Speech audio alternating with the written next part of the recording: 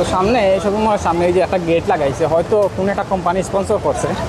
এই যে লেখা আছে, এই যে একটা গেট দেখতে পারে। এখন আমার ছাতাইটা এই মাঝে রাখা লাগবে, তাকে সামনে দেখতে পারা যে প্লাস্টিক আছে, মাঝে প্লাস্টিকের ভিতরে ছাতাইগুলো ঢুকার, এই যে দেখা যায়। তো এটাই হচ্ছে যে নিয়ম।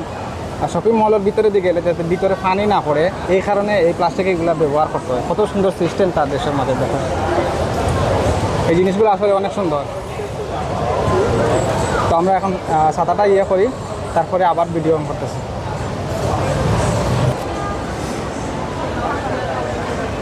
তো গাইস এই যে ছাতা এটারে আমি ব্যাগের ভিতরে বললাম, আর নাইলে কিন্তু শপিং মলের ভিতরে দিয়ে যাওয়া যেত না। তো একটু যাই সামনে, দেখাই শপিং মলের ভিতরটা।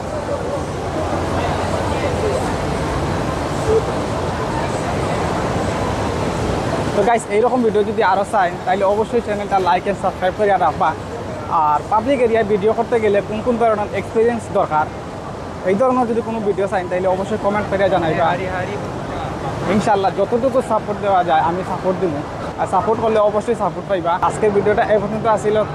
তো ভালো থাকো সবাই, আল্লাহ হাফিজ, বাই বাই।